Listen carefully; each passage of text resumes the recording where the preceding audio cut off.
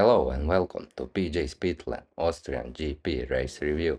McLaren just destroyed the competition, but you won't believe what happened next. Max Verstappen's championship dreams might be over, and it's all because of Mercedes rookie driver Kimi, who made the typical rookie mistake. The 2025 Austrian GP just delivered the most dominant performance we've seen all season, and it changed the championship fight. I'm going to break down everything that happened at the Red Bull Ring, from McLaren's crushing pole position to the shocking first lap crash that sent shockwaves through the paddock. Plus, I'll show you the exact numbers that prove why this race was way more important than anyone realized. Andrea Stella, McLaren's team boss, later revealed three key factors behind their dominance. First, their car was perfectly suited to the Red Bull Ring's long, fast corners. Second, Norris has always been strong at this track. He nearly won here in 24 before that incident with Verstappen. Third, and most importantly, McLaren brought major upgrades that pushed their car's performance even further. Race day drama when everything went wrong. Sunday morning brought scorching temperatures, 31 degrees Celsius with 50 degrees track temperature,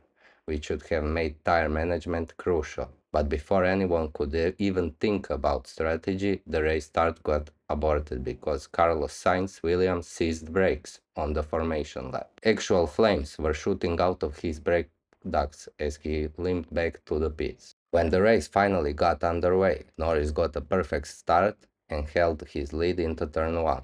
But behind him, all hell was breaking loose. Kimi Antonelli, the young Mercedes driver, locked up his brakes going into turn 3 and slammed straight into Max Verstappen's Red Bull. Both cars were out on the spot. Verstappen's championship hopes took a massive hit, and Antonelli's rookie mistake instantly became one of the most costly crashes in recent F1 history. This wasn't just any crash, this was a championship-defining moment. Before Austria, Verstappen was still mathematically in the title fight, but now he's 61 points back with only half the season remaining, and McLaren just proved they have the fastest car by a huge margin. Meanwhile, Oscar Piastri executed a brilliant opening lap, overtaking Charles Leclerc into turn 1 and to claim second place, behind his teammate Norris. This positioned McLaren for what would become their first 1-2 finish since Monaco 25. The McLaren drivers were allowed to race each other freely, with Piastri mounting several challenges but ultimately settling for second place. The numbers tell the whole story. McLaren has won 7 of the 10 races so far this season. Piastri has 5 wins, Norris has 2, and Verstappen also has 2 victories.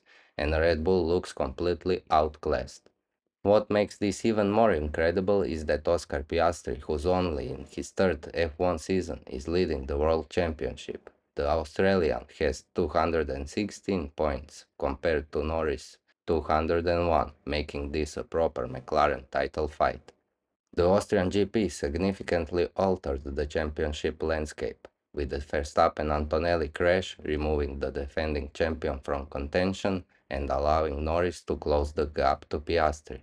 The McLaren teammates now hold a commanding 1-2 position in the standings, effectively turning the title fight into an internal McLaren battle.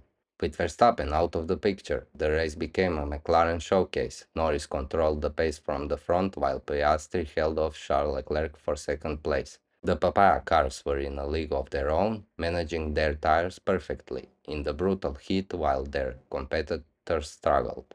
Gabriel Bortoleto achieved a career milestone by securing his first Formula One points with a 7th place finish for Sauber. Liam Lawson also delivered an impressive 6th place performance for Racing Bulls, making his best result since returning to Formula One.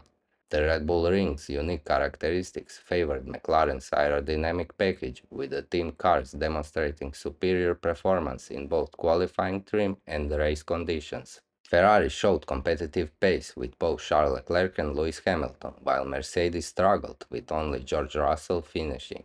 The race featured 47 overtakes across its 70 laps, demonstrating the circuit's overtaking opportunities despite its short length. The 3 DRS zones proved effective in promoting wheel-to-wheel racing. What this means for the championship. Let's be honest about what we just witnessed. McLaren didn't just win the Austrian GP, they sent a message to every other team on the grid. Their car is superior. Their drivers are performing at the highest level and they've got the momentum heading into the second half of the season. Piastri now leads Norris by 15 points, with both McLaren drivers sitting comfortably ahead of Verstappen. Unless something dramatic changes, we're looking at the first McLaren world champion since Lewis Hamilton in 2008. But here's what makes this title fight so special. It's between two teammates who genuinely respect each other. Unlike the toxic battles we've seen in the past, Piastri and Norris are racing hard but fair, and the McLaren team is letting them fight it out without team orders. The 2025 Austrian GP will be remembered as the weekend when McLaren seized control of both championships, while Max Verstappen title defense effectively ended.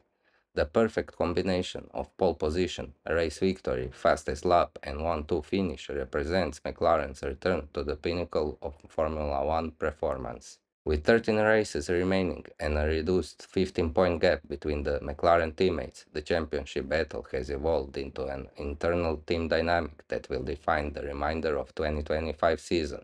The Austrian GP weekend showcased not only McLaren's technical superiority but also their ability to execute under pressure in championship defining moments. Thank you for watching. Please comment, like, and subscribe. See you in the next one.